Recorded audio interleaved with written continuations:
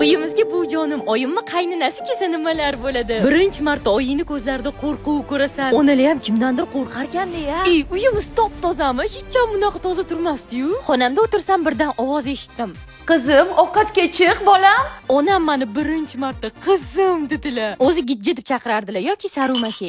Voy qizim, sen turma, o'zim yuvib qo'yaman. Assalim. Men tushunib yetdim. Meni qurolim bu buvim. Vaziyatdan foydalaning deb oldin do'konda oyim hech ham olib bermagan narsalarga irg'idim. Onamni butun umr pullari bo'lmasdi. Men to'lavaraman pulini. Voy oyijon, o'zim to'layman. Oling.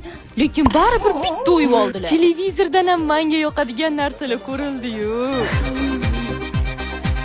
Qizim, turuqlaydigan payting bo'ldi. Yura qolasalim. Shakarim. Lekin xonamga chiqquncha onam xo'rlab olib bordilar. O sarmashi tez-tez uxlayotgan maktabga borasan. Buva! Uchurg'un qo'shing, uxlatdim senga. Oyim ish buyurmasliklari uchun bu moldiga o'tirib olardim. Tezlash maktabga borishing kerak-ku. Choy ichib olsin, keyin boradi. Men ham atilab ezmalanib ovqatlanaman-u.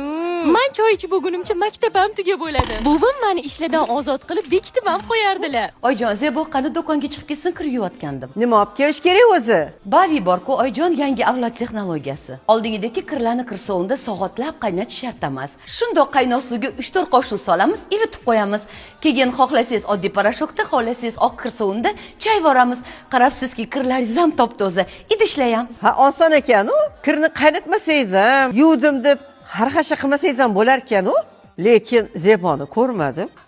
Oyjon, nega bo'lmasa boxli aytmaysiz shuni? O'zim chiqib kelaman do'konga. Zeba, chiq. Rahmat. Lekin bitta yomon tomoni bor. Men oyim odam o'rtasida uxlamoqchi bo'lgan payt buvim kelib, turman bilan uxlaysan. Bular senga uka olib kelish kerak. Yur, oldimga. Bang. Chunni guasa